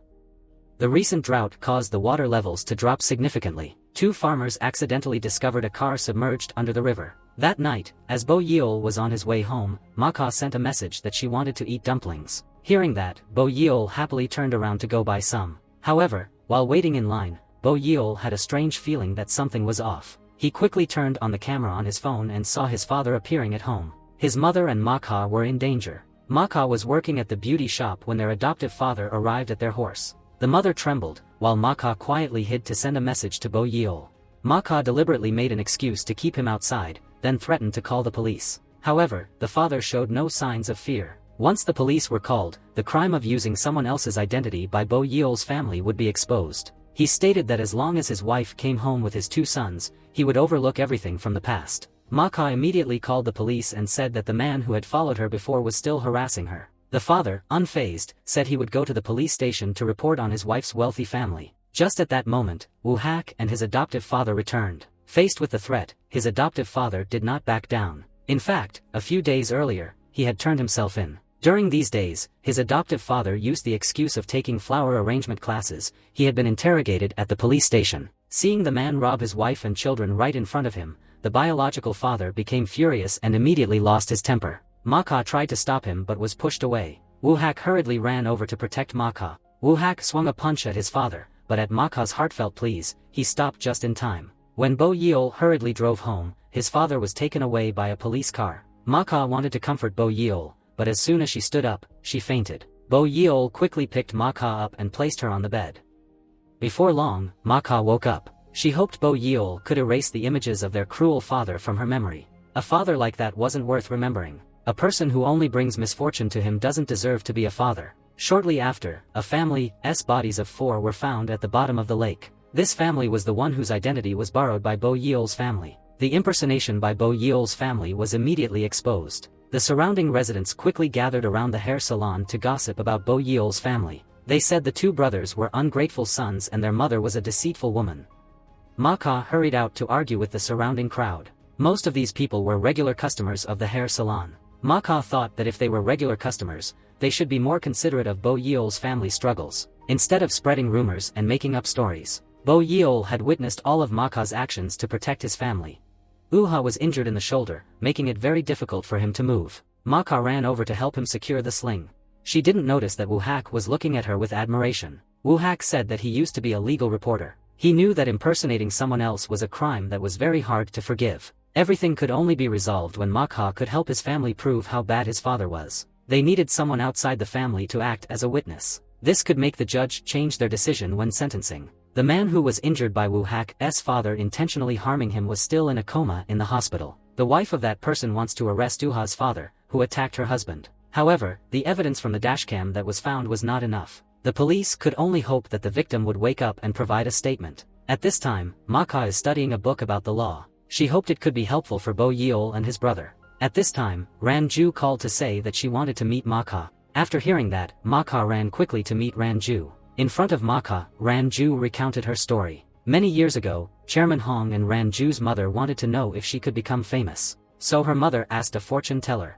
The fortune teller said that anyone who wanted to become famous had to buy her pendant. The fortune teller asked Ranju how much she was willing to spend on the pendant. Janju told the fortune teller that she was willing to use all the money she had and every penny she would earn in the future. He laughed and said that Janju would become famous. Now Ranju knows that the fortune teller does not know the future. She said that to see her determination. Only those with determination can overcome difficulties and not give up. This was also the reason Janju arranged to meet Moha. She wants to ask how serious Moha is. If she was strong enough, she would be responsible for releasing an album for Maka, but the strict condition was that from now on, Maka cannot contact Bo Yeol's family. Ranju knew that Bo Yeol's family was Maka's weakness. Maka had decided to give up her career due to these two brothers. To make her dream come true, Moha must cut off this weakness. Faced with a difficult choice, Moha was momentarily unable to respond. Maka still didn't know that Ranju also called Bo Yeol. The conversation between the two was being eavesdropped on by Borjian outside. Bo Yeol gave Maka one day to make a decision. After that, she gave the pendant as a token to Bo Yeol. Because Bo Yeol had to make a choice. Recalling all the moments he had shared with Maka in the past, Bo Yeol quickly made up his mind. He went to the supermarket to buy a variety of daily necessities and then brought everything to a newly rented apartment. In the end, Bo Yeol cleaned the apartment thoroughly. At the same time, Maka also made her own choice. After surviving on a deserted island, she took an oath. From now on, I will do what I want most without hesitation. With this belief, Maka packed her clothes into a bag. She would leave. Shoes that Kiho gave her 15 years ago were still there. Maka hesitated for a moment but eventually set the shoes down. She wanted to move forward, she couldn't keep merging into the past. Maka grabbed her luggage and said goodbye to the rooftop. Under the rain, Moha bent down to look at the sneakers on her feet. Those were the shoes that Bo Yeol bought for her on the first day she left the island. In the end, Maka returned to the rooftop and put the shoes into her luggage. Just as she was leaving, Bo Yeol arrived. Seeing the luggage at Borjian's feet, he realized that Moha was about to leave this place. Moha spoke carelessly to Borjian. For the sake of her future, she chose to leave. Borjian silently handed her an umbrella and then drove Moha to her newly rented apartment. In fact, ever since Moha was rescued from the deserted island, Bo Yeol had rented this place with the intention of having Moha live here. Seeing Moha drenched in the rain, Borjian wrapped a towel around her. He had prepared everything in the new house. This made Maka very uncomfortable. If Bo Yeol treated her like this, how could she betray him? Bo Geology advised Moha not to get involved and not to worry about her family. Try to pursue her dreams with all her ability. If she had tried her best and still couldn't achieve her dream, come back to find him. When Kiho didn't change at all, it made Maka choke up and shed tears. Bo Yeol told Maka to take care of herself, handed her the pendant, and then turned to leave. Looking at the pendant in her hand, Moha couldn't help but cry out loud. After processing her mixed emotions, Moha called Janju. She was determined to dedicate everything to her dream. Bo Yeol informed his family that Moha had moved away. He also asked her not to answer any calls from anyone. Bo Yeol didn't want Maka to be involved with his family anymore. That was the only way for living under someone else's name not to become an obstacle for Maka. The assertion from her younger brother made Uha very angry. Woohak went to the room on the third floor that used to belong to Maka and found it empty. In the room, only a lighter remained. On her first night, Maka moved to Woohak, lit a candle for herself, and told him to keep the lighter. Woohak couldn't help but cry out loud. At first, he thought he was Kiho. That's why he had feelings for Moha. When Uha realized he was not Kiho, he set those feelings aside. But the feelings could no longer be suppressed because he fell in love with Moha for a long time. After leaving Bo Yeol's house, Moha wholeheartedly pursued her dream. Janru also fulfilled his promise. She would personally be Moha's album producer. The company's shares were about to be within her reach. In the following days, Borjian and Uha consecutively resigned from the company. At the same time, the family also cooperated with the police to conduct an investigation. Sometimes on her way, Moha would pass by Borjian. Both of them met in their dreams. Ranju vowed to make Maka the best singer she could be. However, the difficulty was far from over. The press reported that Janju chose to support newcomers instead of taking shares in the company. Mr. Lee planned to hold a press conference, while Ranju intended to write a statement for the media himself. She wanted to confess the truth and release the tension with an apology. Maka also wanted to speak the truth upon hearing this. She wanted to use Ranju's position as a manager to express her intentions. Ranju immediately opposed this bizarre idea. Now, she had become a scandal for Maka. It was time to quickly cut through the chaos. Maka returned the pendant to Ranju. She firmly stated that she would not give up on her dream because of Ranju. Ranju decided to hold a press conference to make a statement and prevent any scandal for Maka. Maka was also determined to stand by Ranju, so she wanted to write her own statement as well. However, she didn't know where to start. At that moment, Uha sent her a message. Woohak said he was eating alone. After reading the message, Maka immediately went to where Woohak was dining. Maka was surprised that Woohak had helped her draft the questions she might face the next day. Below were also suggested answers for Moha. Woo-hak also warned Moha about all the possible scenarios that could arise. The next day, as the press conference was about to take place, Chairman Lee still wanted to convince Moha. Anyway, Moha was about to release her album, so she didn't need Janju's help. Doing so would be more beneficial for her career. However, Moha still wanted to do what she desired. To be precise, this time she wasn't helping Janju, she was helping herself. If she kept it a secret, sooner or later, the media would warm up to it. Instead, Moha was ready to confront the issue. When the press conference took place, Ranju humbly apologized to the reporters, and admitted that she would receive half of the company's shares if more than 20 million albums were sold. She participated in the television program for that reason. The fact that she lip-synced on stage was also true. Moha also admitted that she was the one who encouraged Ranju to obtain those shares. The reporters competed to ask questions. They wanted to know why Moha had done this. Moha candidly stated that she had always regarded Janju as an idol. She hoped her idol could succeed in their career. She hoped that Ranju's songs would always top the charts. Even though both of them had explained, the reporters still distorted the whole situation. The so-called idol Janju not only wanted shares but also had an absurd ambition to dominate the charts. What made Ranju even more angry was that the reporter who wrote this article was hired by Mr. Lee. Mr. Lee worriedly stated that Ranju was a risk to the company and was affect the company as well. Ranju believed that 15 years ago, if it weren't for her, Chairman Lee would not have been able to establish this company. Mr. Lee didn't refuse about it anymore. He believed that at least when Ranju fell, it was because of him that the company had developed to its current scale. Ranju decided to leave Mr. Lee's house. Moha and her assistant came to pick her up downstairs. On the way, Ranju's mother's caretaker called. After receiving the call, Ranju hurried to the hospital. Her mother, who suffered from Alzheimer's, still believed that she was Janju's daughter. This left Moha feeling extremely confused. A few days ago, she had heard Ranju's mother talk about this. Many years ago, Janju's mother dreamed of becoming a singer. At that time, the stage name she chose for herself was Ranju. At that moment, Ranju realized that her mother had entrusted her dream to her. In front of her mother, Janju let her emotions flow. She felt angry at the distorted articles written by the reporters. The ones who were also angry were Woo-hak and Bo Yeol. Woo-hak angrily asked Bojin why he hadn't called Mocha. Bo Yeol simply said that he had promised to cut off all contact with her. Woo-ha knew that Bojin was being cautious due to the investigation. Bojin was very worried about Moha, but he didn't want his family's issues to become a scandal on her path to success. He had suppressed his emotions. Woo-hak secretly took Mocha to the third floor of his house again and confessed everything. After the investigation, it was possible that the entire family would be convicted, and they would lose everything. While they were talking, Bo Yeol came upstairs and said he would take Mocha home. On the way, Bo Yeol hoped that Mocha would not come to his house again. Moha lin noi voi Bojin ko kung jong nuan. No one sane would remember and care about someone they didn't like for 15 years. The feeling she had for Kiho 15 years ago still remained. Therefore, regardless of the verdict, she would not give up on this relationship and she would not give up on Bojin. The day of the prosecutor's interrogation had arrived. Bojin's family went to the interrogation together, feeling anxious. In front of the prosecutor, their biological father complained while expressing regret. He claimed to be a victim.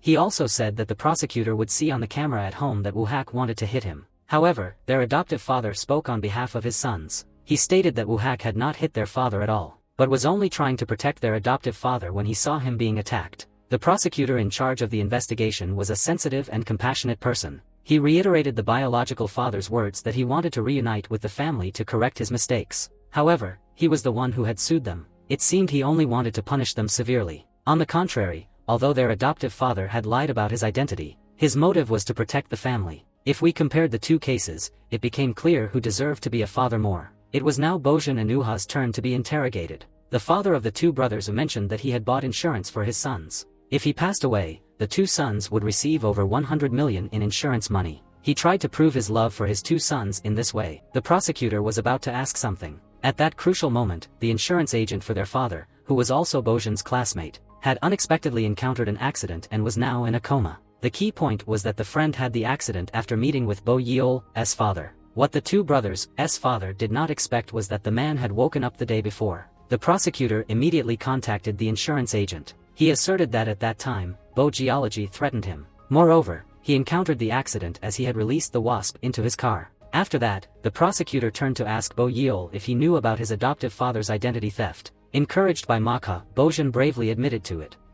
At the same time, he also stated that his adoptive father had made that decision. since there was no other way to protect his mother and two siblings. 15 years ago, there were no laws to protect their family. When the whole family stepped out of the prosecutor's office, it suddenly started to rain heavily. As Bo Geology was about to go buy an umbrella, he saw Ma Ka approaching with an umbrella. Ma Ka praised Bo Yeol's family and then handed the umbrella to everyone. Seeing her ex-husband standing alone in the rain, Bo Yeol's mother handed him the umbrella she was holding. The man, who had lost his family long ago, watched as his wife and children walked away. At that moment, he finally realized the meaning of having a family. To prepare for Ma Ka's album, Ranju specially arranged a studio. This studio was extremely difficult to book, but Moha gave Ranju the opportunity. When she was little, Ranju's mother often sang a song for her daughter. It was her favorite song. Ranju couldn't remember the lyrics, but last night Ma Ka helped her write the song's lyrics. Moha wanted her idol to fulfill her potential before the curtain fell. Under the beautiful lights and the backdrop of the studio, Ranju sang her mother's song. It could also be seen as a bittersweet fulfillment of her mother's unfinished dream. After singing the song, Ranju felt anxious for Ma Ka. She hoped that Ma Ka would always prioritize her dreams. Ma Ka recalled what she had said to Kiho before. She wanted to become a famous singer like Ranju, but now Ma Ka understood that fame would fade over time. Only courage and love would never fade away. The assistant sent the video of Ranju singing to the reporters. Of course, the assistant also remembered to send the news that Ranju wanted to obtain shares. Ranju's new song was climbing the charts. The reporters quickly published news to clear Ranju's scandal. The reporters also took turns praising Ranju as a legend of the company, instead of being a risk as Mr. Lee had said. Sadly, Ranju's mother passed away shortly after her daughter became famous again. When sorting through the belongings, Ranju found a locked drawer. Ranju thought of the key her mother had given her earlier. At that time, her mother also told her not to let Mr. Lee know. Ranju opened the drawer and took out an envelope. Inside was an export invoice for her old album to Japan. The invoice showed that at that time, Ranju's album had sold 140 million copies in the Japanese market. The total sales had far exceeded the target of 20 million copies long ago. In other words, Ranju could have received half of the shares long ago, as stipulated in the contract. On this side, Bo Yeol's family also received good news from the prosecutor's office. Due to insufficient evidence, the prosecution decided not to press charges. Bo Yeol immediately shared the good news with Ma Ka. Ma Ka hurried upstairs to find Bo Yeol. He stood there with open arms for her. Ma Ka ran into Bo Yeol's embrace. The two embraced and kissed each other. At night, Ma Ka stayed to have fun with Bo Yeol's family. Two high school friends also came to congratulate them. Everyone promised to have more gatherings in the future. Meanwhile, the adoptive father and Woo-hak went to buy cake. However, on the way back, the adoptive father suddenly started bleeding and collapsed in the middle of the street. It was Bo Yeol's father who had done that.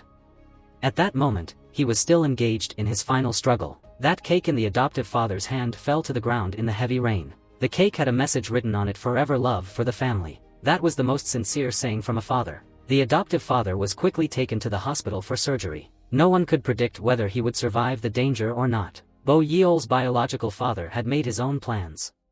Before leaving, he left behind a suicide note. Since the adoptive father had not registered his marriage with Bojun's mother, he would be considered unrelated if he passed away. If he passed away, Bojun's mother would also be unable to divorce her estranged husband. Bojun's siblings would also forever have to carry their biological father's surname. Seeing the horrifying suicide note left by his father, Bo Yeol couldn't help but cry. He didn't want to live in his cruel father's shadow. The hope at that moment was for the adoptive father to wake up. If the adoptive father woke up, he could marry Bo Yeol's mother and adopt the two siblings as his sons. In this way, everything could be legal and legitimate. At that moment, the adoptive father was still in a coma. Bo Yeol and Woo-hak whispered into his ear repeatedly. Bo Yeol and his siblings considered him their only father. Moha told the adoptive father, who was lying in a coma, that he was the one who had taught the two boys the true meaning of the word father. The saddest person was the two siblings' mother. To protect her two sons, she reluctantly married a stranger, and their wedding photo was fake. Although the wedding photo was fake, her tears at that moment were real. Although she and the man before her were not married, they had long considered each other as husband and wife. Fortunately, thanks to the family, the adoptive father woke up. In fact, he was an orphan. The happiest time in his life was when his wife and two sons entered his life. The adoptive father and mother married and adopted the two siblings, planning to create even more wonderful memories together. After the private funeral, their biological father had no family members to mourn him. After things settled down, Bo Geology and Woo-hak returned to their original jobs, finally able to use their real names. Their parents were also preparing to use their real names to obtain new hairstyling licenses. Woo-hak became more sensitive than before. Every time he came home, he would hug each family member tightly. Since nearly losing his adoptive father, Woo-hak decided to express his feelings before it was too late. From now on, Woo-hak would no longer hide his feelings.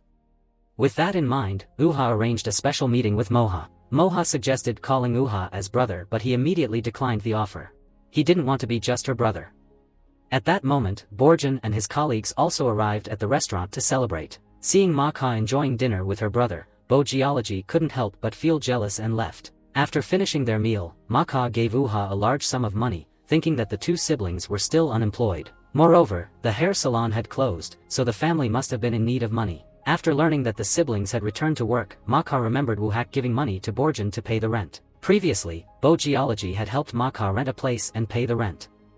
After hearing Moha's words, Woo-ha realized the truth. From the very first day Moha left the deserted island, Bo Geology had helped her find a place to live. Woo-hak suddenly realized he had always been one step behind his younger brother. That night, he sat down to talk with Bo Yeol. Woo-hak asked Bo Yeol if he still thought that finding Moha on the deserted island was just a coincidence. Seeing Moha's signature in Bo Yeol's hand, he decided to express his feelings. Every week, Bo Yeol went to Ga-Seul. When it was time to enlist, he chose to join the Navy. Borjin often volunteered on deserted islands. For the past 15 years, Bo Geology persisted in doing so because he wanted to find Moha. That day, Woo-hak was able to find Moha because he accompanied Borjin on a volunteering trip. So it wasn't a coincidence, it was destiny. Hearing this, Woo-hak sighed. Compared to Bo Geology's dedication to Moha, his own feelings seemed overshadowed. Not long after, the hair salon reopened, and Moha came to help everyone clean up. The neighbors who previously misunderstood Bo Yeol's family showed up with bags in hand to congratulate them. Life was getting better. At night, Moha looked up at the starry sky and composed music. Bo Yeol recalled what his brother had once said. He asked Moha if she thought it was a coincidence that he found her on the deserted island. Moha smiled gently and shook her head. She knew that it was not a coincidence, as Bo Geology tried to find her. Moha knew everything Bo Yeol had done for her. Seeing Moha's diary right beside her, Bo Geology quickly picked it up, eager to read it. Woo-ha accidentally saw the two fighting, and a twinge of sadness filled his heart. However, he didn't intend to reveal his feelings to Moha. Woo-hak cared more about his brother's happiness. Under the stars, Moha nestled into Bo Yeol's embrace. From now on, whether it was love or dreams, she would strive to seize them. As Moha's album was about to be released, Mr. Lee requested that she replace one of her selected songs with Mori's. Ranju angrily went to see Mr. Lee to demand an explanation. Moreover, Ranju's album's invoice released in Japan years ago had been torn to shreds. She also wanted Mr. Lee to explain this matter. In fact, it was Ranju's mother who had torn up the documents at that time. She wanted her daughter to remain a singer, not a manager. Mr. Lee confirmed why he chose to adjust the song. As the chairman of the company, he trusted his judgment. Moha and Mori could find their own perfect match. By adjusting the song slightly, the quality of both albums could become more vibrant. Mr. Lee even made a bet with Ranju. If Moha couldn't reach the top of the charts, he would resign as chairman. Little did anyone know that Moha actually really liked the song that was swapped with Mori, and the same was true for Mori. Ranju decided to respect Moha's thoughts. In the end, Moha finally released her debut album. Among them, the song swapped with Mori became the most popular track. Bo Yeol's parents happily ran up to Moha's poster, checking in with various poses. Meanwhile, the assistant proactively applied to transfer to Moha's team as her representative. Ranju felt a bit frustrated. Until the song changed, Mori was still at the top of the charts. If it didn't change, this spot probably belonged to Moha. However, Moha was very optimistic. She even scheduled to attend an event, much to Ranju's surprise. Even more surprising was that Moha attended the village celebration where the two first met 3 months ago. Before the celebration began, Ranju and the assistant bought a lot of blue balloons. Now, Ranju wanted to do the things that Moha used to do with her. While Ranju blew up balloons, brothers Bo Geology and Woo-hak appeared to help her, handing out balloons to attendees just like Moha did 3 months ago. They wanted to cheer for Moha all the way. Janju still felt a bit dissatisfied with Moha. Moha consulted Ranju with her story about being on a deserted island. After being stranded on the island, she lost hope of survival. But after eating a pack of instant noodles from the cooler, her hope for survival was reignited. Time and again, Moha reminded herself to just hold on for another 5 minutes. To fill those 5 minutes, Moha focused on the sunlight streaming through the gaps in the leaves. She made friends with a seagull and collected trash from the beach. Gradually, 5 minutes turned into 50, and finally, Moha was able to wait for the drone to come and rescue her. This experience made Moha realize the philosophy of life. Instead of worrying, do what you want. Do what you want to do, and sing the songs you want to sing. With her simple and sincere philosophy of life, Moha confidently stood on the stage of the celebration. Below the stage was a sea of blue balloons. Brothers Bo Geology and Ranju stood in the crowd, cheering her on. Moha's voice rang out as she sang. Just as she hoped for the future, her song became the song of the year. Moha also stood on a larger stage as a rising star. The person adjusting the camera angle backstage for her was Bo Geology. In the days that followed, Moha frequently appeared in the Bojan family's photos. With her career and loved ones coming together, Moha was gradually moving toward her dream. The movie ended here. Thank you for watching. Don't forget to like and subscribe to the channel for more great films.